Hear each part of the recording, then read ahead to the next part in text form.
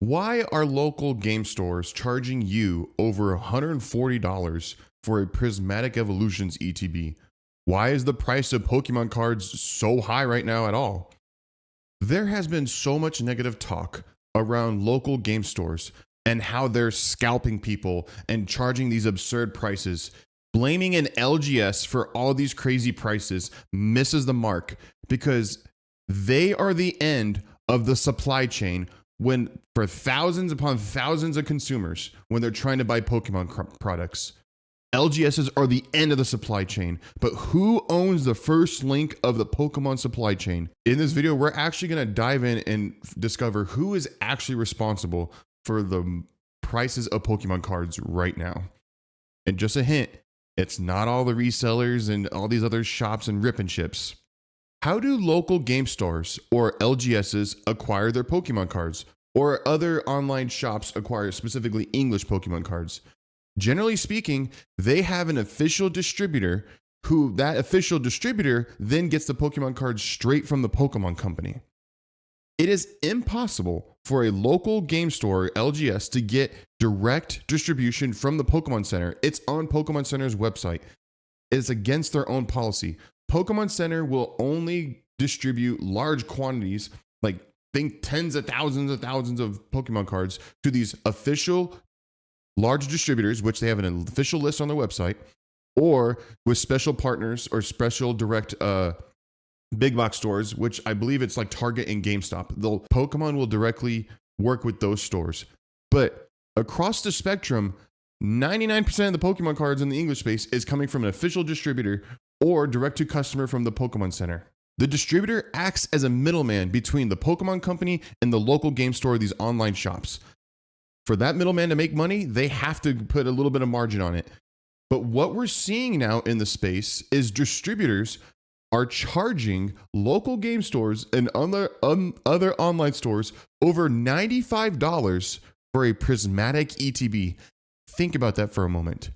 Normal MSRP for any Pokemon ETB is generally around $55. A distributor is charging a local game store, a small business, your mom and pop that you go to buy your little packs and have fun with your kids, at $95. So what does that mean for the local game store? They have to charge that ETB to be $130 to $145 to make enough profit margin for their business to stay alive. That is the landscape of the situation we have out there. These LGSs and other online stores can't get the product from official Pokemon distributors below MSRP like they used to. The market has changed, as well as the distributor does not have a clause in their agreement apparently with Pokemon that says, hey, you can't charge more than X amount of dollars for these products. So the distributors are in a position of power here because they're the only ones who can get direct Pokemon product from the Pokemon company.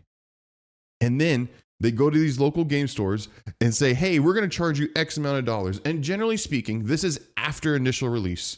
Before initial release, the price from distributors is much, much lower. But after initial release, where people still want the product and there's still demand for all these like Pokemon products, they're charging way above MSRP. So you as a collector who want to get these ETBs, the only way to get them at MSRP is to somehow find them at GameStop or like Target or these big box stores, which they're few and far between. Because another issue we're having with these distributors is because of the Pokemon hype that started late last year, the slice of pie for all the allocation for Pokemon products has been sliced so thin because all these random stores that generally haven't sold Pokemon cards before have the same distributors as Pokemon card shops.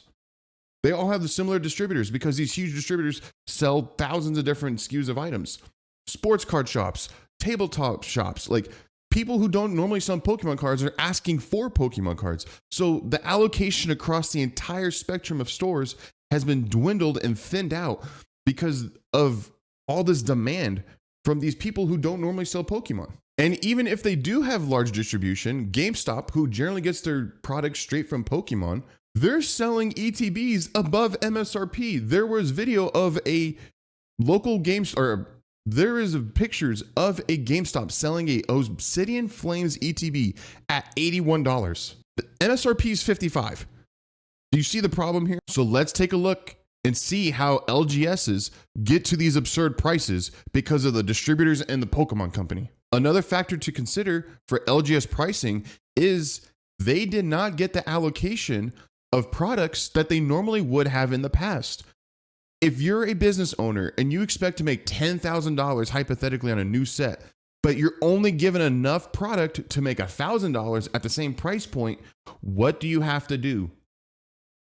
Increase your prices. Otherwise, you're going to go out of business. These business owners are budgeting for the whole year. They generally know what they're going to make, and they have to do that to keep their business alive. And let's be frank, it's not the consumer's responsibility to make sure a business stays alive. It's the business owners. But when we take a step back and say, hey, why are they pricing it this way? Not only are distributors after launch charging them way above MSRP, but when on the launch itself, they're not getting enough product to meet the demand out in the market. And as I alluded to earlier in the video, who is the first link in the supply chain of Pokemon cards? The Pokemon Company International. They own the printing presses that make Pokemon products. There is no one else to blame for this situation other than the Pokemon Company. Even before Prismatic Evolutions was released, Pokemon put out a statement saying, hey, we're going to be printing at higher volume to meet the demand. What does that tell you? It tells you that they see that they did not print enough to meet the demand for this really popular set that was going to have EV evolutions in it. This is just the chain of events now we're seeing in hindsight a month after release and over the last, 3 to 4 months, how the market's so crazy because there's so much demand and the Pokemon Company either can't meet the demand with enough supply or refuse to. I don't know what level they had their printing presses on, but it does not seem to be high enough now, does it? And this is not a new problem. In February of 2024, you can still find on the official Pokemon website that they were talking about they're going to print more to meet demand. This is over a year ago, and it was a couple months after the launch of the Paldean Fates set.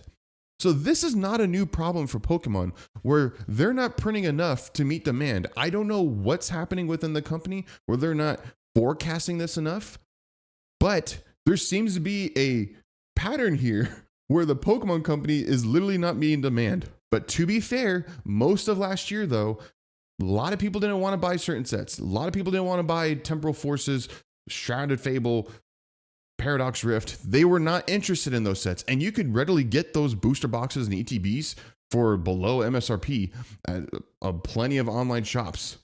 And MSRP at your local game store. That was generally the situation of last year. But at the end of last year, the last few months where you had the release of Pokemon TCG Pocket, the demand for Pokemon cards just blew up.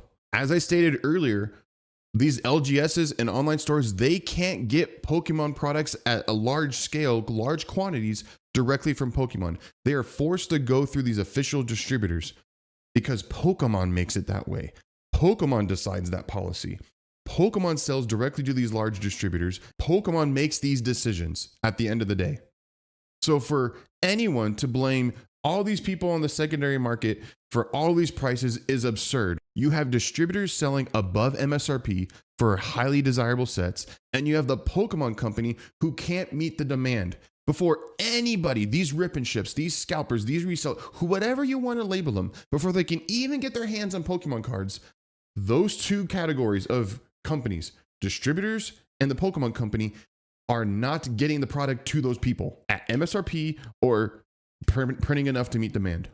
It starts there. So for anyone, it's illogical to blame LGSs and all these different people for these problems when you have two organizations, and one in particular, the Pokemon Company, who controls the entire supply to the market because they own the printing presses.